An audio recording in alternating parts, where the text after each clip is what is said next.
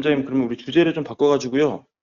네네. 일본이랑 뭐 호주 이런 얘기도 좀 하고 싶습니다. 일본 같은 아, 네네. 경우에는 오랜 기간 동안 그 디플레에 시달려가지고 막 돈을 많이 퍼부는 그런 정책을 썼잖아요. 그래도 네네. 끄떡 안 하더니 요즘 좀 의미 있는 정도 물가 상승이 나오더라고요. 네네. 앞으로 그래도 여전히 일본이 이 마이너스 기준금리라는 엄청난 그런 상황인데 일본의 향후 통화 정책 행보는 어떻게 전망을 하십니까? 일단 가장 중요한 포인트는 일본이 이제 통화 정책을 완화냐 긴축이냐 이렇게 양분법으로 가져가면 어려울 것 같고요. 그러니까 일본이 쓰고 있는 방법은 굉장히 여러 가지 부양책을 쓰고 있습니다. 통화 사이드에서. 근데 그 중에 하나가 마이너스 금리가 가장 큰 본체고요. 그리고 또 하나는 YCC라고 해가지고 장기 금리가 올라가는 거를 제어하고 있는 게 두 번째입니다. 그 네. 외에 양적 완화 프로그램들이 같이 있는데 이렇게 한 두 가지가 일단은 핵심 포인트라고 볼 수가 있어요. 근데 이제 여기서 이제 우리가 바라볼 게 뭐냐면 예를 들어서 이런 거죠. 무엇이 완화고 무엇이 긴축이냐 이겁니다. 그럼 자 보시죠. 마이너스 금리를 풀어버린다. 그래서 플러스로 만든다. 이건 긴축에 해당될 수 있을 거예요. 이제 두 번째 YCC인데 YCC가 0.5에서 누르고 있는 금리를 0.75나 1로 바꾼다.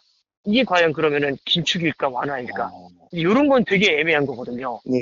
왜냐하면 그러니까 우리 이런 거잖아요. 양적 완화를 하다가 테이퍼링을 한다고 하면은 원래 주던 돈을 조금씩 줄여서 주는 거지 않습니까?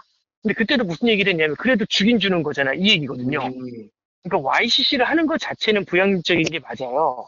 근데 YCC의 상한을 갖다가 조금 더 높여준다? 그러면은 부양체의 강도를 살짝 낮춰주는 거지 이걸 긴축을 하는 거다라고 해석하기는 좀 곤란하다는 얘기죠. 예를 들어 이런 겁니다.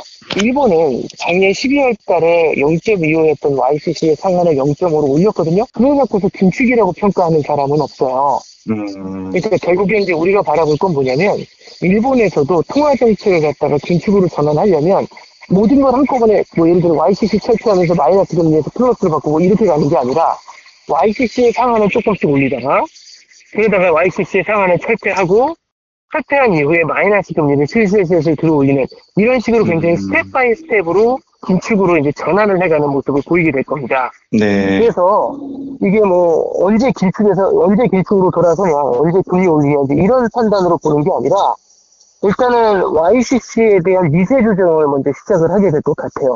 그리고 네. 그거는 빠르면은 올해 하반기에는 진행이 될 수도 있지 않겠는가 그렇게 좀 보고 있습니다.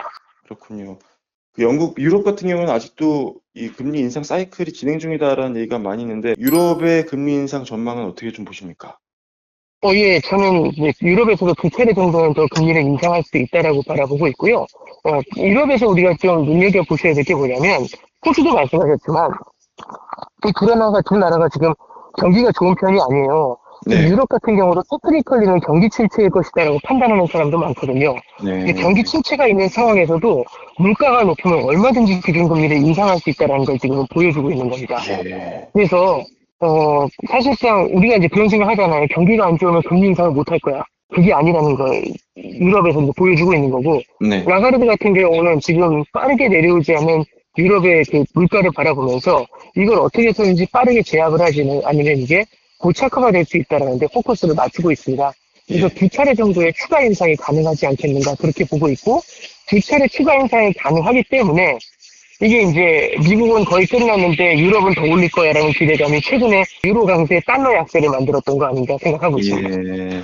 그러면 유럽이 이렇게 체력이 좋지 않은데 금리를 인상하면서 여기서 뭔가 파열음이 생길 가능성도 있다고 보시나요? 그러니까 뭐냐면 이게 파열음이라는 게 약간의 충격이라는 건 당연히 존재할 수밖에 없겠죠. 근데 그게 아니라 뭐 예를 들어 이런 거죠. 뭐 어마어마한 위기가 온다. 유럽 재정 네. 위기 온다. 이제 이런 관점에서 바라보는 건 아닌 것 같고요. 음, 저는 유럽 국가들 중에서도 사실은 이제 뭐 부채가 좀 많은 유럽 국가들이 조금은 좀 어려운 상황에 처하게 되거나 네. 아니면은 지금의 경기가 조금 더 둔화되는 모습들을 좀 나타내게 되지 않을까 그렇게 좀 보고 있습니다. 그래서 유럽 그렇군요. 경제가 아마 조금은 좀 침체에서는 조금은 좀 오랫동안 머무르게 되지 않을까 싶어요. 네. 네. 개인적으로 보였을 때 어떤 전 세계적으로 이 경기 침체라는 징후가 뚜렷하게 관측될 가능성이 점점 줄고 있다고 보세요? 아니면은 유럽이나 이런 약한 고리에서는 터질 수 있다고 보세요? 예를 들어서 과거 우리 피그스 사태 이런 것처럼 이런 나라 이름이 들어가는 그런 사태가 네.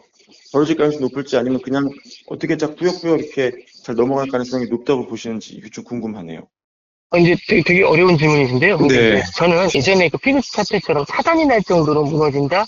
그렇게는 아닐 것 같아요. 다만 네. 이런 건 있죠. 고금리나 고물가가 꽤 오랜 기간 유지가 된다고 하면 전체적으로 실물 경제에서 자신감이 빠지는 문제가 생길 수가 있거든요. 예. 그러면 천천히 이 경기가 좀 이렇게 천천히 둔화가 되는 그런 모습들을 좀 보일 수가 있다라고 생각을 해요. 그래서 급격한 뭐 슬라이드 아웃 이런 것들보다는요, 천천히 내려가는 모습들, 이런 것들이 특히 유럽이라든지 아니면 영국을 통해서 좀 나타나게 되지 않을까 생각하고 있습니다. 네. 특히 영국의 물가가 지금 굉장히 높은데요. 네, 이쪽은 우리가 좀 눈여겨봐야 될 부분이라고 봐요. 네. 영국 물가는 왜 이렇게 잘 잡히지 않고 이렇게 높은 걸까요? 이게 이제 브렉시트하고도 연관이 분명히 있을 거고요. 네. 그리고 영국 내에서 결국에는 이민이 많이 안 일어나다 보니까 임금이 올라가는 문제도 있고, 가장 중요한 거는 영국 내의 생산성이 굉장히 많이 떨어졌다는 겁니다. 생산성이 떨어지면 한 단위 제품을 생산할 때 들어가는 비용이 커지게 되거든요. 근데 그 반대편에서 수요가 만약에 경기 부양으로 해서 폭발을 하게 되면은, 그 수요는 많은데 제품을 생산할 때 비용도 많이 들게 되면 이거는 결국에는 물가를 폭등시키는 요인이 되거든요. 네. 그래서 이제 생산성의 하락이 영국에는 영향을 준 것 같고요. 그 생산성의 하락이 브렉시트만으로 설명이 되겠는가? 그러진 않은 것 같아요. 그래서 전체적으로 영국 경제가 이 스태그플레이션의 가능성에는 가장 많이 노출돼 있지 않나 싶습니다. 알겠습니다.